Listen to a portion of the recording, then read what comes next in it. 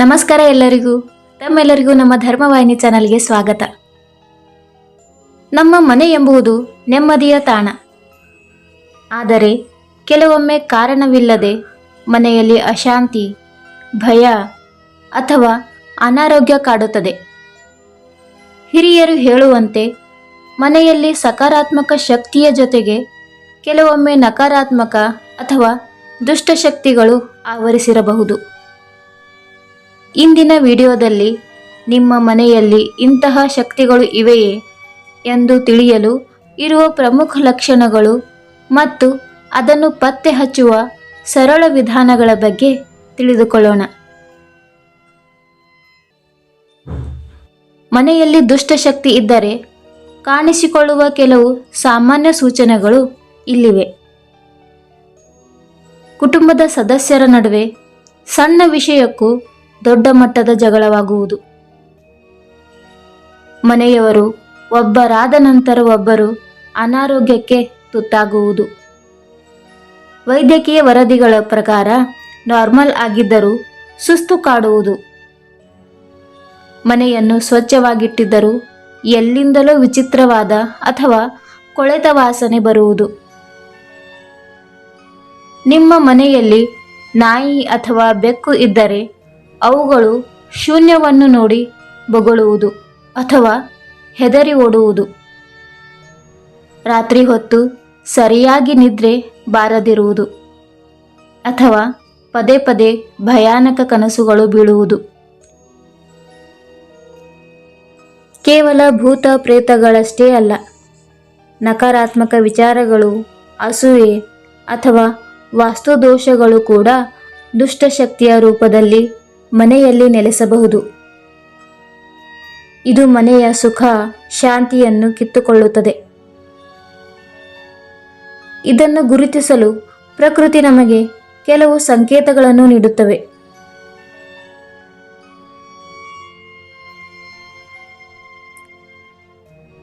ಮನೆಯಿಂದ ಹೊರಗಿದ್ದಾಗ ಉತ್ಸಾಹದಿಂದ ಇರುವವರು ಮನೆಗೆ ಬಂದ ಕೂಡಲೇ ವಿಪರೀತ ಸುಸ್ತು ಅಥವಾ ನಿದ್ರೆಯ ಮಂಪರಿಗೆ ಒಳಗಾಗುವುದು.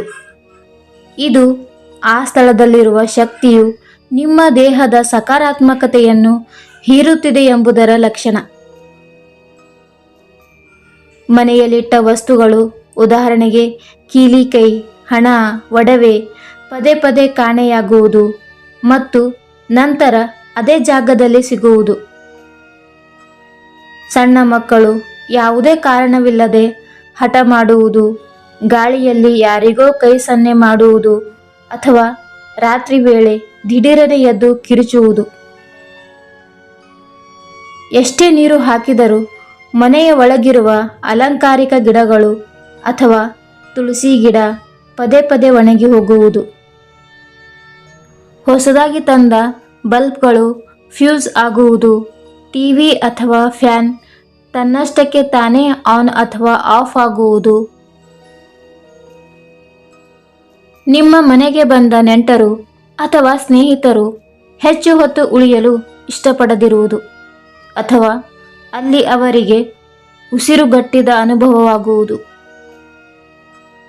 ಯಾರೋ ನಿಮ್ಮನ್ನು ಗಮನಿಸುತ್ತಿದ್ದಾರೆ ಅಥವಾ ನಿಮ್ಮ ಹಿಂದೆ ಯಾರೋ ನಡೆಯುತ್ತಿದ್ದಾರೆ ಎಂಬುದು ಭಾಸವಾಗುವುದು. ಸಂಪಾದನೆ ಚೆನ್ನಾಗಿದ್ದರೂ ಕೈಯಲ್ಲಿ ಹಣ ಉಳಿಯದೆ ಅನಗತ್ಯ ಖರ್ಚುಗಳು ಎದುರಾಗುವುದು. ಮೇಲ್ಛಾವಣಿಯ ಮೇಲೆ ಯಾರೋ ನಡೆದಂತೆ, ಪಾತ್ರೆಗಳು ಉರುಳಿದಂತೆ ಅಥವಾ ಬಾಗಿಲು ಬಡಿದಂತೆ ಕೇಳಿಸುವುದು.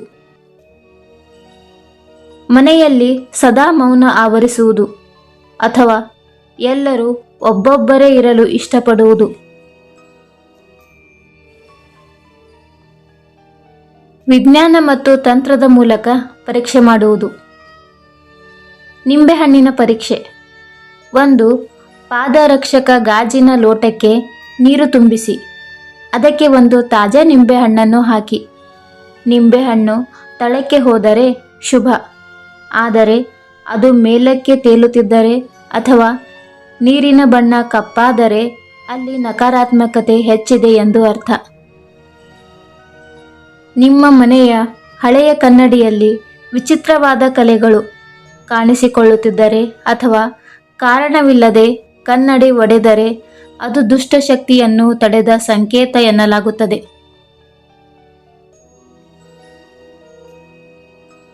ಪ್ರತಿ ಶುಕ್ರವಾರ ಮನೆಯಲ್ಲಿ ಮೂಲೆ ಮೂಲೆಗೂ ಗಂಗಾಜಲ ಅಥವಾ ಗೋಮೂತ್ರವನ್ನು ಪ್ರೋಕ್ಷಣೆ ಮಾಡುವುದು ಅತ್ಯಂತ ಶ್ರೇಷ್ಠ. ವಾರಕ್ಕೊಮ್ಮೆ ಮನೆಯ ಮೂಲೆಯಲ್ಲಿ ಒಂದು ಬಟ್ಟಲಿನಲ್ಲಿ ಕಲ್ಲುಪ್ಪನ್ನು ಇಟ್ಟು ಪ್ರತಿ ವಾರ ಅದನ್ನು ಬದಲಾಯಿಸುತ್ತಿರಿ. ಇದು ನಕಾರಾತ್ಮಕ ಅಲೆಗಳನ್ನು ಹೀರಿಕೊಳ್ಳುತ್ತದೆ. ಬೆಳಿಗ್ಗೆ ಮತ್ತು ಸಂಜೆ ಮನೆಯಲ್ಲಿ ಶಂಖ ಊದುವುದರಿಂದ ಆ ಶಬ್ದದ ಕಂಪನಕ್ಕೆ ಸೂಕ್ಷ್ಮ ಜೀವಿಗಳು ಮತ್ತು ಕೆಟ್ಟ ಶಕ್ತಿಗಳು ದೂರವಾಗುತ್ತವೆ.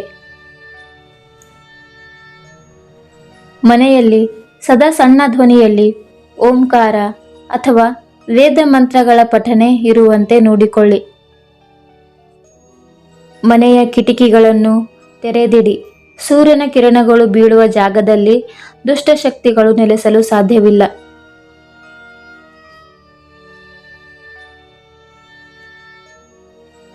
ಒಂದು ಗಾಜಿನ ಲೋಟಕ್ಕೆ ಸ್ವಲ್ಪ ಕಲ್ಲುಪ್ಪು ಮತ್ತು ನೀರು ಹಾಕಿ ಮನೆಯ ಒಂದು ಮೂಲೆಯಲ್ಲಿ ಇಡಿ. 24 ಗಂಟೆಯ ನಂತರ ನೀರಿನ ಬಣ್ಣ ಬದಲಾಗಿದ್ದರೆ ಅಥವಾ ಪಾಚಿ ಕಟ್ಟಿದಂತಾಗಿದ್ದರೆ ಅಲ್ಲಿ ನಕಾರಾತ್ಮಕ ಶಕ್ತಿ ಇದೆ ಎಂದು ಅರ್ಥ. ತಾಜಾ ಹೂಗಳು, ಉದಾಹರಣೆಗೆ ಗುಲಾಬಿ ಹೂವು, ದೇವ ಮೂಲೆಯಲ್ಲಿ ಇಡಿ. ಅವು ಅಕಾಲಿಕವಾಗಿ ಅತಿ ಬೇಗ ಒಣಗಿದರೆ ಶಕ್ತಿಯ ಪ್ರಭಾವವಿರಬಹುದು. ದೀಪ ಹಚ್ಚಿದಾಗ ಅದರ ಜ್ಯೋತಿ ಅತಿ ಹೆಚ್ಚು ಕಂಪಿಸುತ್ತಿದ್ದರೆ ಅಥವಾ ಪದೇ ಪದೇ ನಂದಿ ಹೋಗುತ್ತಿದ್ದರೆ, ಗಾಳಿ ಇಲ್ಲದಿದ್ದರೂ ಅದು ಶಕ್ತಿಯ ಪ್ರಭಾವ ಎನ್ನಲಾಗುತ್ತದೆ. ಮನೆಯನ್ನು ಒರೆಸುವ ನೀರಿಗೆ ಸ್ವಲ್ಪ ಕಲ್ಲುಪ್ಪು ಹಾಕಿ ಶುಚಿಗೊಳಿಸಿ. ಇದು ನಕಾರಾತ್ಮಕತೆಯನ್ನು ಹೀರಿಕೊಳ್ಳುತ್ತದೆ. ಪ್ರತಿದಿನ ಸಂಜೆ ಮನೆಯ ಮೂಲೆ ಮೂಲೆಗೂ ಧೂಪ ಅಥವಾ ಕರ್ಪೂರದ ಹೊಗೆಯನ್ನು ತೋರಿಸಿ. ಮನೆಯಲ್ಲಿ ಗಾಯತ್ರಿ ಮಂತ್ರ ಅಥವಾ ಹನುಮಾನ್ ಚಾಲಿಸವನ್ನು ಹಾಕುವುದರಿಂದ ಕಂಪನಗಳು ಸಕಾರಾತ್ಮಕವಾಗುತ್ತವೆ.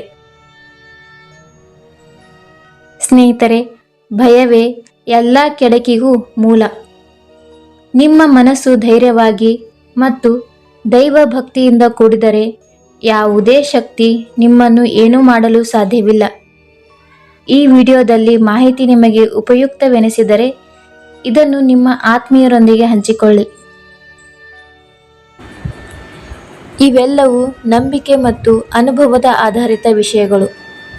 ಮನೆಯಲ್ಲಿ ಯಾವಾಗಲೂ ಶುಚಿತ್ವ ಮತ್ತು ದೈವಿಕ ಚಿಂತನೆ ಇದ್ದರೆ ಯಾವುದೇ ದುಷ್ಟಶಕ್ತಿಗಳು ಹತ್ತಿರ ಸುಳಿಯುವುದಿಲ್ಲ.